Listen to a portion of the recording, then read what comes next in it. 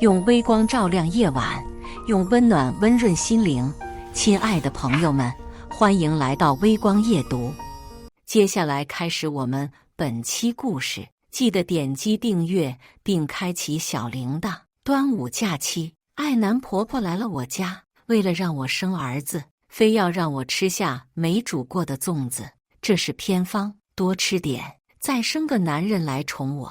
我反手把那粽子塞进他嘴里，你这么爱生，那你来生吧。晚上1点，本打工人终于处理完工作，拖着酸疼的身子上床休息，可刚睡下就被婆婆晃醒。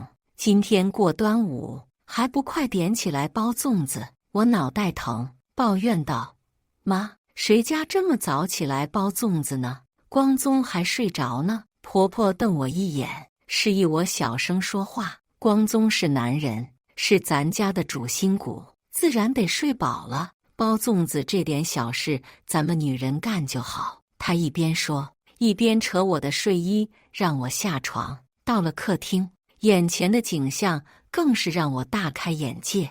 婆婆买来了一大袋糯米和粽叶，餐桌上的蜜枣堆成小山糕。端午假期第1天，刘光宗告诉我说，婆婆想来住几天。婚后我没和婆婆接触过几次，公公早死，我想着婆婆一个人孤单，便答应了。婆婆是农村人，重男轻女的观念根深蒂固，吃饭要刘光宗先动筷，洗澡要刘光宗先洗。我敬她是长辈，只想着忍过这一阵子。可自从婆婆到家，我没睡过1天好觉就不说了，家里的卫生我天天打扫，还是被她搞得乱糟糟的。我忍着怒气，你这是干嘛？包这么多，谁吃得完？婆婆往沙发上一坐，看样子并不打算和我一起包，吃不完就给光宗的同事带一点。咱们光宗在外工作辛苦了，家里花钱的要懂得感恩。你去把米洗了蒸上，然后去厕所把光宗今天脱下来的内裤洗了。从来没见过你这么懒的女人，你不去洗它，明天穿什么？我震惊到忘了反驳。我和刘光宗是今年结婚的，婚前只听他说他有个很贴心的妈，没想到贴心到连儿子的内裤都要注意。我忍不住骂道：你儿子是没手还是没脚？想洗你让他自己去洗。婆婆目瞪口呆，哎呦了2声。他一个大男人怎么能会干这种活？算了，外人到底不如妈妈亲，我去给他洗。说完，婆婆就进了卫生间。刘光宗不爱干净，事事都像个巨婴，我连碰他的东西都不愿意，更别说他的内裤，简直臭气熏天。平静心情后，我还是决定去提醒婆婆别光手碰那条内裤。可当我打开卫生间门，婆婆的举动恶心得我说不出话。她把那条内裤翻来覆去的看，满脸幸福的笑容。随后，内裤被她放到鼻子下，猛吸一口。我砰的一声关上门。这正常吗？不正常。辣眼睛，一股别扭的感觉在心底腾空而起。我安慰自己，她是妈妈，亲近点没什么。把糯米全部泡上以后，我准备回卧室睡觉，婆婆却拦住我，还没包粽子呢，你要去哪呀？我皱皱眉，妈，现在太晚了，等早上再包也不迟。不行，婆婆一口否决。那光宗早上吃什么？他从小就身子差，不吃早饭那还了得。婆婆又把我拉到客厅，和她一起包粽子。我两眼昏花，人都麻了。到凌晨3点，我实在撑不住了，妈，先包这些吧，我困得不行。婆婆没应声。我扭头往旁边看，她靠着沙发，眼睛早就闭上了。好啊，叫我来包粽子，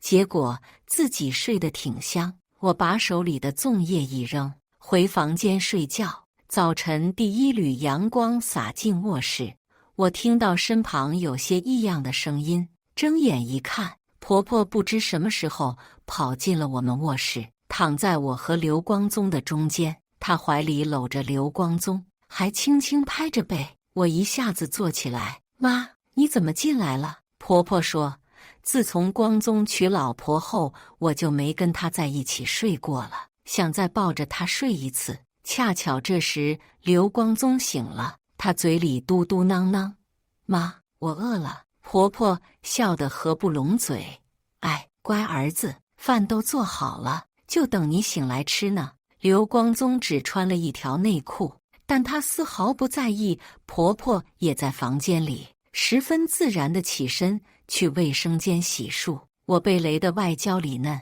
好儿子，多吃点，妈妈看你瘦了，是不是小田没照顾好你呀？婆婆摸着刘光宗脸上的肥肉，眼里全是心疼。刘光宗两手各拿一个粽子，吃得满嘴流油。妈，小田做饭没你做饭好吃。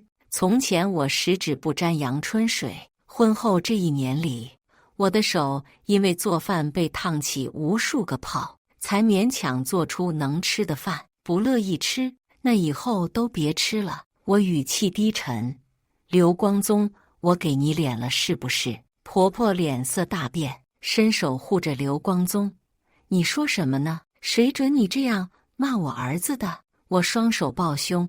既然你妈做饭好吃，那以后都让你妈做饭好了。刘光宗吼道：“我妈劳累了一辈子，好不容易能享清福，你说这话是什么意思？”婆婆嘴唇一颤，从眼眶里挤出2滴眼泪来，娇滴滴道：“算了，我知道我老了，到哪都讨人嫌。”刘光宗急忙安慰婆婆：“妈别听小田的，她就是个泼妇，成天发脾气。”婆婆叹息：“哎，小田，等你有了孩子，就知道我现在的心情了。看到儿子瘦了，我这心里千刀万剐的，我直觉不好。”听这话头有点催生的意思。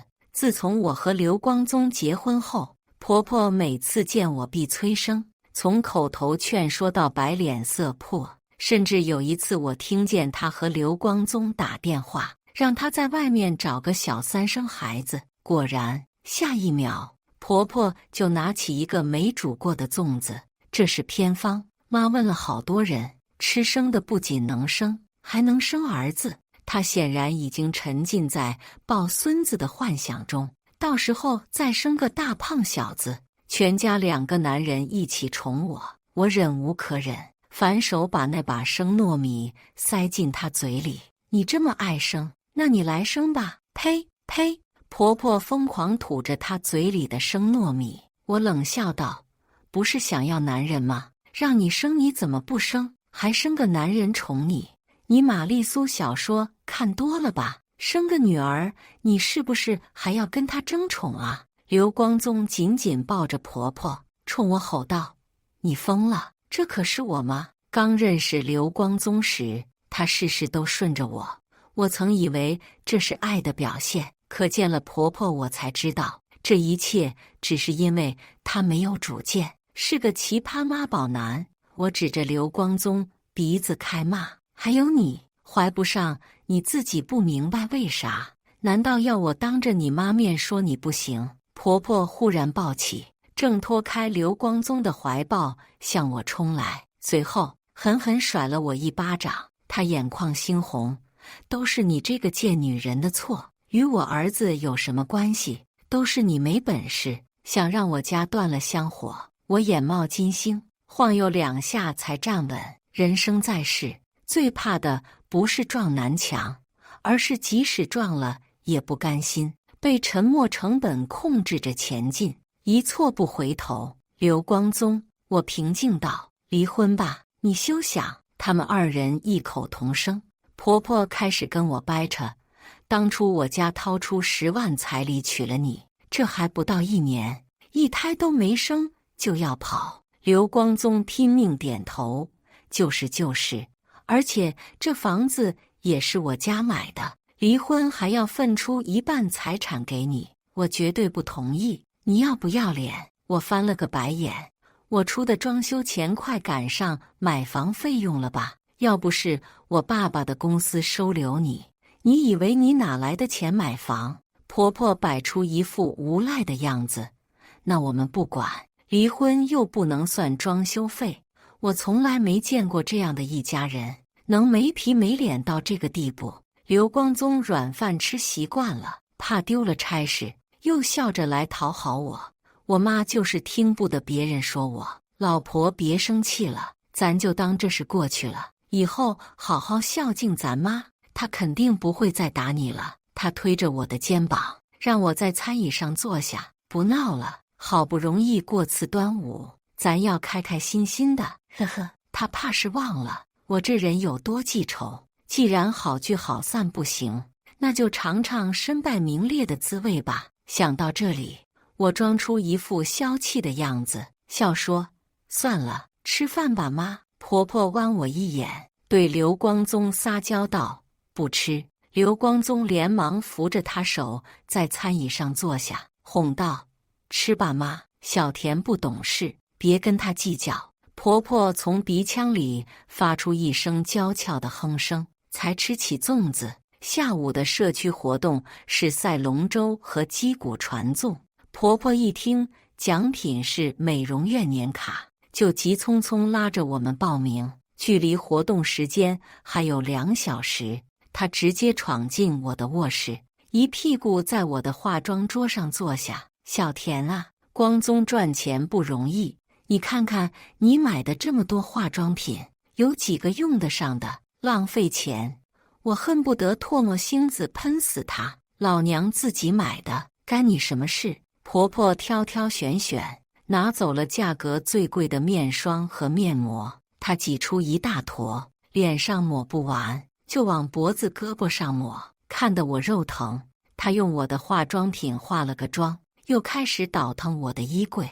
我喜欢甜美风，衣柜里全是小裙子，没有一件是适合婆婆穿的。我提醒道：“妈，这些你穿不了。”婆婆下巴快扬到天上去，一副趾高气扬的模样。你能穿，我为什么不能穿？怎么，你怕我穿上抢你风头？我彻底无语了。她皱着眉翻衣服，说：“小田，你都多大了，怎么还穿这么风尘的衣服？一看就不像个好女孩会穿的。”我反对道：“我24啊，妈，你呢？你这个年纪当然不懂年轻人的衣服，还是还给我吧。”我做事要抢婆婆手中衣服，她就立刻死死抱住不放。哎，我就要这件。我翻了个白眼，任由她去。那是一件小白裙，婆婆穿上显得有些不伦不类，但她依然很满意。婆婆特地跑到刘光宗面前转了一圈：“儿子，妈好看吗？”刘光宗闭着眼睛夸：“我妈最美了。”婆婆心满意足，暗中递给我一个炫耀的眼神，这是在和我辞敬吗？我涌起一股反胃感。我们来到活动现场，被分进一组小队，坐上了木舟。比赛开始，婆婆忽然放下船桨，站到木舟中间，脱下救生衣。为了我能去美容院，大家加油！我鸡皮疙瘩掉一地。小白裙被风吹起来，婆婆娇羞地按住裙角。大家都在努力划桨，没一个人理她。婆婆又给刘光宗喊加油，又催促我快点划桨。女人就是不行，要不是我年纪大了，我一个人就能拿第一。小田划快点，别那么娇气。我们这个队的加油，我为你们打气。我头都不抬，生怕别人知道我是小田。可婆婆不依不饶，竟和我推搡起来，使出吃奶的力气来。早知道你矫情，我们家就不要你了。你会不会划桨啊？要是我拿不到奖品，就用你的钱去美容院。怒从心起，我丢下船桨，开始摆烂玩手机。原本是第一的队伍，渐渐被其他队伍赶超。终于，我旁边的一个女生被婆婆逼疯，她尖叫一声，骂道：“吵死了，疯婆子！这是你出风头的地方吗？年纪大了，不想划船就滚下去。”刘光宗护着婆婆：“你骂谁呢？这是我妈，女生将战火转移到刘光宗身上：“是你太奶，我也照骂不误。少倚老卖老，两个显眼包，真不嫌丢人。”刘光宗气得脸红脖子粗，手掌高高扬起，竟是想打人。那女生也不甘示弱，亮出自己长长的指甲，瞪视刘光宗。刘光宗最是欺软怕硬，格外怂地收回手。不知是谁先发出第一声笑声，笑了。Strong 妈和懦弱男一上船就卖弄风骚，招人烦不说，还耽误比赛。从刚刚开始就站在中间挡视线，真讨厌。婆婆尴尬无比，只好乖乖坐下。我这才拿起船桨，认真比赛。很快，我们追回名次，第一个划过终点。按顺序登上颁奖台时，婆婆又加快步伐，她跑到离主持人最近的位置，并把刘光宗拉到她身边。我脚步顿了顿，没上台，站在观众席。我打开网络直播，镜头对准婆婆和刘光宗。不出我所料，婆婆等主持人介绍完队伍，就抢过麦克风要发表获奖感言。与此同时，直播间的人数涨起来了，很快就有了第一条弹幕：哇，现在妈妈辈的也追求潮流了呀，穿得好年轻。婆婆说了些漂亮话，忽然她叹了口气，语气落寞起来。我很久都没有和儿子这样玩了，既开心又难过。弹幕留言：妈妈心思好细腻，看得我都有点想哭，想妈妈。弹幕留言：我也很久没和妈妈玩游戏了，哎。主持人体贴地递上纸巾，婆婆摆手拒绝，两行泪落下来。儿子结婚后有了新娘，忘了旧娘。我老公走得早，家里的男人就儿子一个，也被新媳妇抢走了，不知道还记不记得我这个老妈子。刘光宗急得抱住婆婆：妈，你别这么说，你永远是我最重要的女人。结果婆婆却哭得更厉害，甚至夹着嗓子呜咽起来：儿啊，妈要你记住，你是妈妈的心头肉，任何外人都拆散不了我们母子俩。你送小田护肤品，小田看不上；你送妈护肤品，妈可是能把命都给你呀。刘光宗痛哭流涕，一副恨不得把以前送我的东西全抢回去一样。妈，是儿子的错，儿子以后绝对不再给小田买任何东西。婆婆点头如捣蒜，声音越发细软，尾音拉得老长。妈最不喜欢的就是小田晚上一直霸占着你，明明你以前都是跟妈睡的，现在就把妈扔外面，让妈一个人寂寞。刘光宗举起3根手指发誓：妈，以后晚上我只陪你。主持人笑容渐渐淡了，看着两人仿佛在看什么稀世奇物。他轻咳2声，似乎是想要让这出闹剧收场。母慈子孝，真是感动人心的场景。两位互相抱一下，让我们进入下个游戏环节吧。婆婆深情地看着刘光宗，两人难舍难分，完全没把主持人的话听进去。弹幕短暂沉默过后，爆发出一大批留言。每逢老婆被撕妈，我就说怎么穿这么年轻，原来是这男的女朋友啊。没人的话，他俩是不是就亲上去了？谁嫁给这男的谁倒霉。我正乐呵呵看着弹幕，观众台忽然爆发出一阵尖叫，抬头一看，婆婆竟然当众抱着刘光宗的脸一顿乱亲。要知道，以前不管婆婆怎么撒娇卖吃，都没有过这么大胆的举动。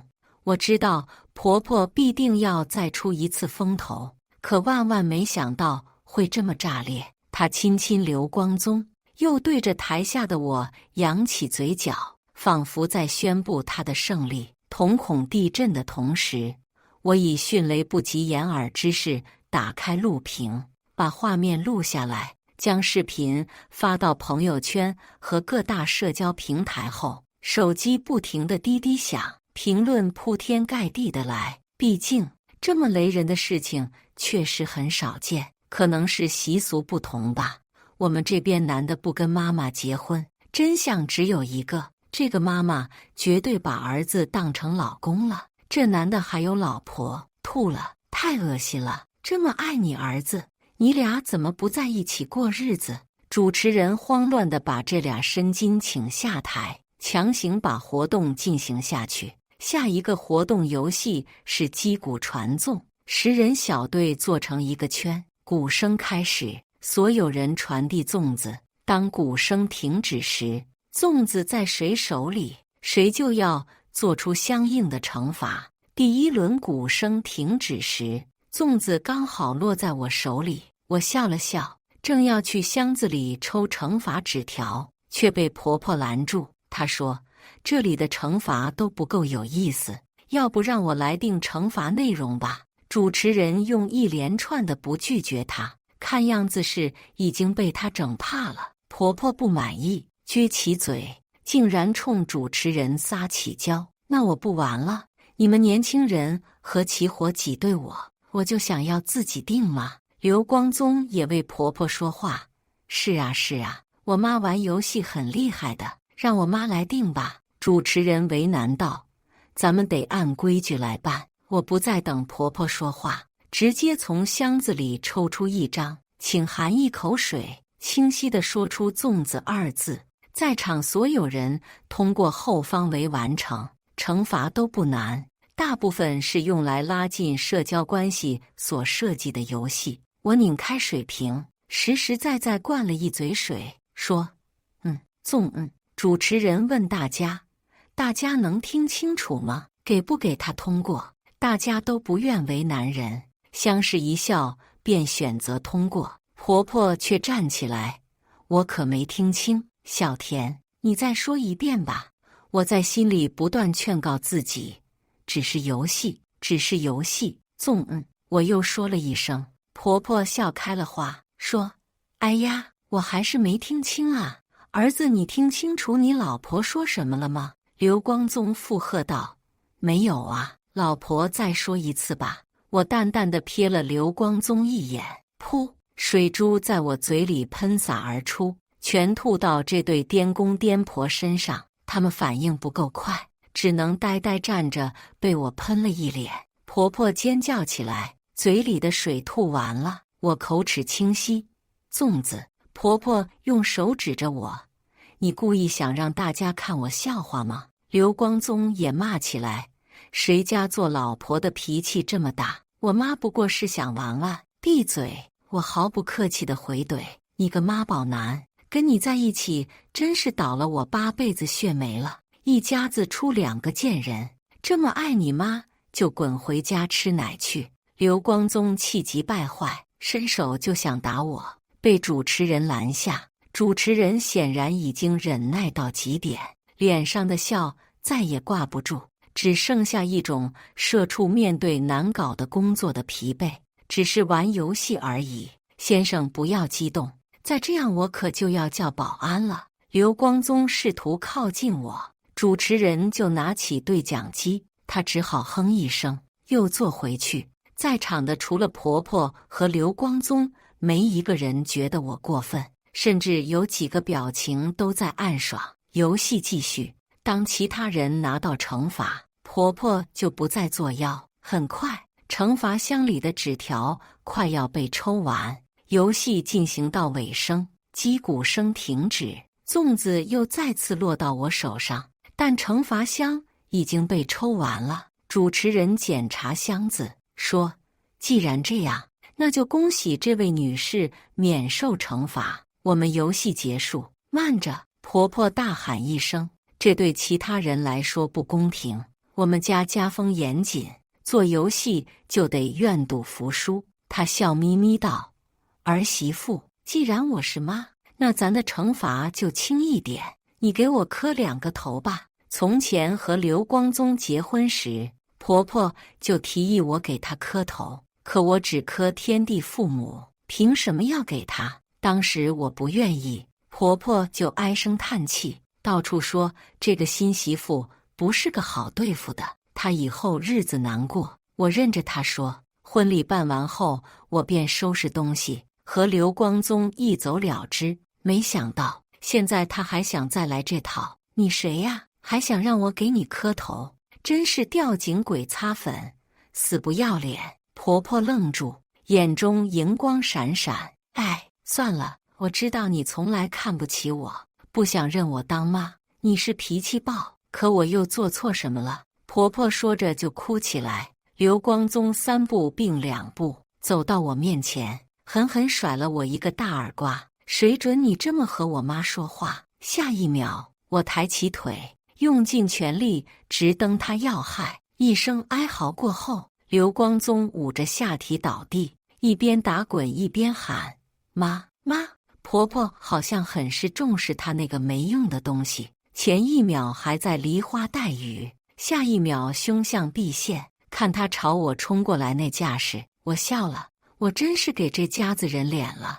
我攥住婆婆的胳膊，把她抡到地上，用脚死死踩住她。婆婆叫得像杀猪：杀人啦！杀人啦！打老人啦！一时间，来看热闹的人已经将我们围住。他们其中有人认出了婆婆，这裙子，这可不就是刚刚看的直播里的人吗？就是她。在台上和自己儿子亲嘴那个，好恶心！他儿子就是这个小区的呀，我楼上的，整天喊妈。要我说，我是不敢让女儿嫁进这样的家庭的。我脚下更用力，说：你都听见了，知道别人都怎么看你了吗？申金！婆婆疯了似的大喊：我有什么错？你没有儿子，你当然不懂得我。你老公都是从我肚子里出来的。你凭什么这样对我？从前我就说你这儿媳没有规矩，在家里不穿裤子乱逛。要不是我开恩，你能进我们刘家吗？正当我犹豫要不要再赏他2个大嘴巴时，一道熟悉的声音从人群外传来：够了！我呼吸滞住，是爸爸妈妈来了。今天是端午，按理说他们应该在家里吃粽子看电视。是因为看到了我的朋友圈吗？才赶过来帮我处理。我鼻子有些酸，放开了婆婆。甜甜，妈妈抱住我。婆婆从地上爬起来：你家闺女着实不懂事，我就没见过儿媳敢打婆婆的，简直倒反天罡。妈妈反手给了婆婆一巴掌：没眼界，见识过一次就好了。婆婆捂着脸开始发疯：我要报警。我头好晕。妈妈掏出手机，把婆婆和刘光宗的视频放出来给她看。去吧，最好把前因后果仔细讲讲，让邻居们都知道这家里有个怎样的婆婆，看以后谁和你们家来往。妈，我想说婆婆才不在乎这些，她肯定更加发疯，势必闹到警察局去。可神奇的是，婆婆在看到这个视频以后停下来了。我止不住冷笑，和儿子过分亲密这件事，原来她心知肚明。回到家里，我把这几天的事情一五一十地讲出来，婆婆就坐在沙发上怨毒地瞪我。妈妈心疼的不知说什么好，爸爸则把刘光宗逼到墙角，好几次险些动手。刘光宗畏畏缩缩，只敢轻声认错：老婆，这2天是我不好，总是忽略你的感受。我摇摇头说：你也不是只有这2天不好。刚在一起时你对我100%顺，但一提到结婚，你就跟着了魔一样，重复地说要我听你妈的话。我本以为你只是尽孝，无伤大雅，可结婚了我才发现根本不是。当着我爸妈的面，你讲讲新婚夜你是怎么过的？刘光宗支支吾吾讲不出来。那我讲吧。新婚夜，婆婆说你有了媳妇就忘娘，然后你把喝醉的我自己扔在房间里去和婆婆睡，事后又痛哭流涕求我原谅。第2天一早，婆婆让我磕头，我没磕，婆婆就以我不尊重长辈为由不让我吃饭，我自己开车去城里吃。一回来就听见婆婆在巷口说我坏话，我本想着走了就好了，可现在婆婆又过来了，并且我瞧着这意思是不想走了。刘光宗，我忍够了，离婚吧。刘光宗表情沉下来。那房子和财产怎么办？我嗤笑一声，房子我不要。你有财产吗？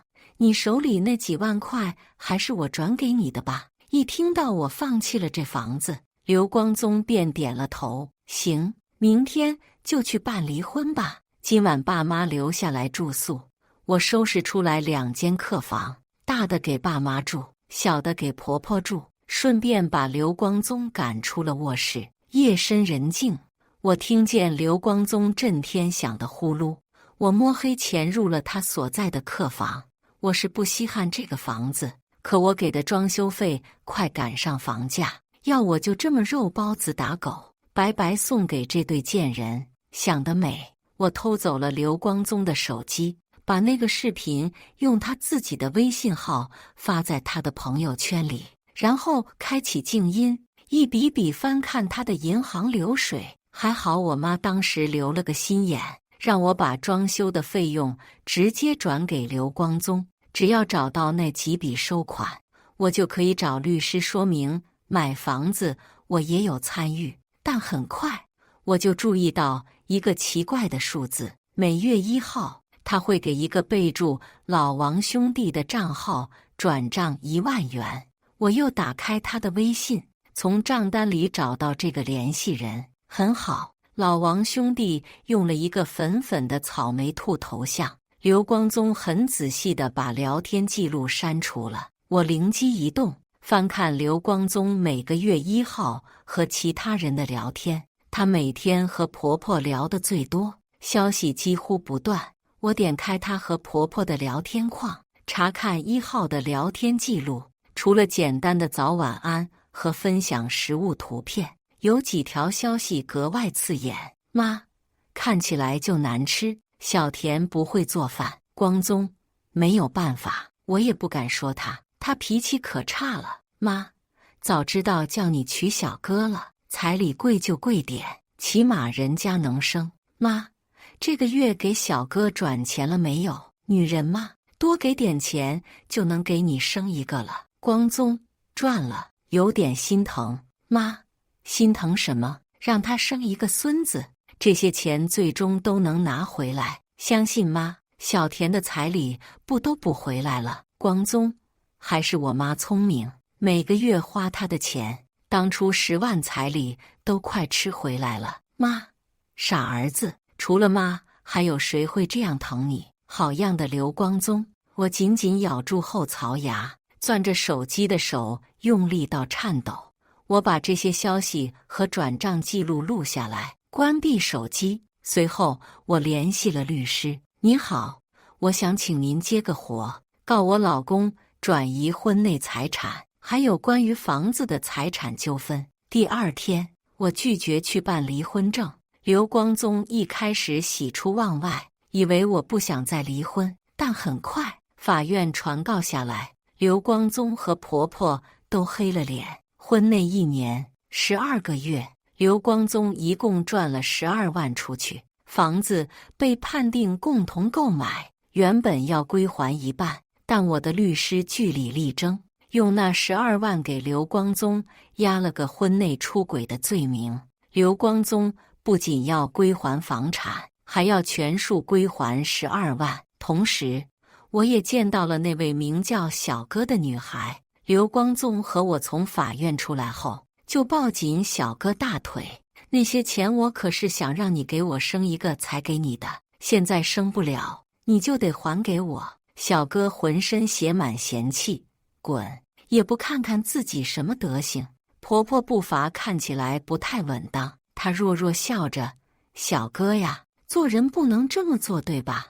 我们光宗的意思你早就明白，但还是收了钱呀。小哥把刘光宗踢开，嫌恶道：“真是晦气，我以为是什么富二代。”他踩着小高跟哒哒哒走了，这让我心情无比美丽，所以我特地宽容了1天，让婆婆和刘光宗收拾行李。到家以后，我坐进沙发里，美滋滋地打开购物软件，离婚这种事当然得好好庆祝，我要买一堆衣服，再选个好地儿旅游。婆婆忽然坐到我旁边，小田啊，我警惕地看着她。婆婆尴尬地笑，好歹你和光宗夫妻一场，也没必要做得这么绝，是不是？你讨厌我，我以后不来就是了。我挥挥手，净说那话。婆婆的笑简直定格住了，僵硬无比。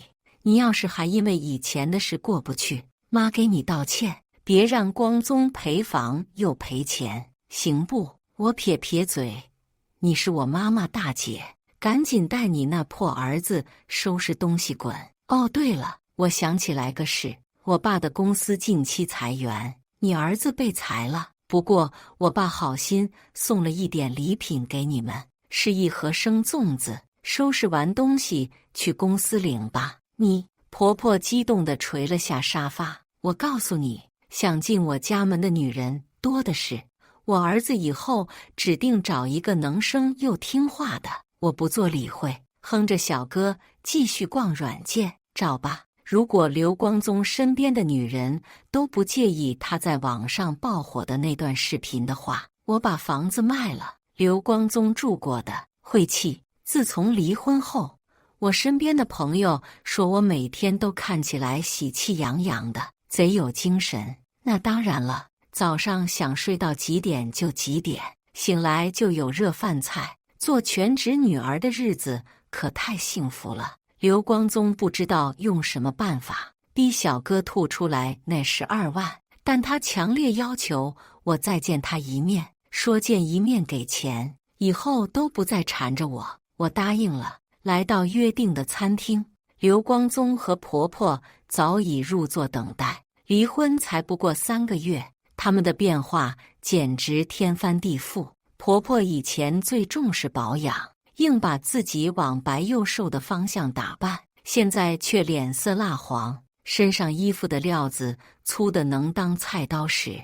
刘光宗两颊的肉没了，胡子拉碴，整个人看起来十分颓丧。我刚坐下，刘光宗便迫不及待开了口：小田，这几个月我想明白了很多，以前是我太愚孝了，你愿不愿意再给我一次机会？呵呵，我太了解刘光宗了，他不是想明白，他只是看清楚自己没人要了而已。端午节那天的录屏上了新闻，现在谁都知道她是个奇葩妈宝，他妈是个把儿子当老公使的恶婆婆，就连公园相亲角里的大爷大妈都不会看得上她。不，我的回答简短而坚定。刘光宗急道：小田，行了。婆婆打断他：不同意就算了，妈，好不容易才约出来，你这是干嘛？什么？我没看错吧？刘光宗居然在冲他妈吼。婆婆说：看不出来人家在给我们摆脸色吗？刘光宗恶狠狠地瞪婆婆：那又怎样？从前你就搞花样让小田不开心，还怪人家给你脸色。婆婆仿佛很受伤：刘光宗，我把你拉扯大，就是让你这么跟我讲话的。刘光宗呸了一口：以后你少管我的事。停，我不想再看狗咬狗。钱呢？刘光宗忙把6封厚厚的信封拿出来，我伸手接过，他居然暗自使劲不让我拿走。拿来吧你！我使劲抽走，把信封装进挎包，毫不犹豫走出餐厅。身后婆婆还在和刘光宗争执，我就说不让你给他钱，他那么狼心狗肺，能跟你复婚吗？你好意思说我？要不是你端午干那事，我们能离婚吗？我怎么了？你说呀，我给你丢脸了是吗？你搞得我现在都找不到老婆了。一声清脆的巴掌声，不知道是谁打谁，我的笑容越来越难压，只好加快步伐。阳光明媚，包里有钱，我离婚了，3大喜事。此后我与他们彻底断干净，没了这些烦心事的干扰，我在事业上也越来越顺利，人生重回正轨。我那可怜的前夫可就没那么幸运了，情场失意，事业碰壁，听说叫嚣的再厉害，最后也只能灰溜溜的跟着他那到处挑事的妈回了乡下，摆脱掉这一家人。我如获新生，有福之女不进无福之门。无论到了什么阶段，我们都应该以自己为重，先是自己，再是女儿，最后是他人的伴侣。感谢大家的观看，欢迎大家在下方评论区讨论。如果你喜欢这类故事，记得点击订阅微光夜读，并分享给更多的人，这会对我帮助很大。再次感谢大家的观看。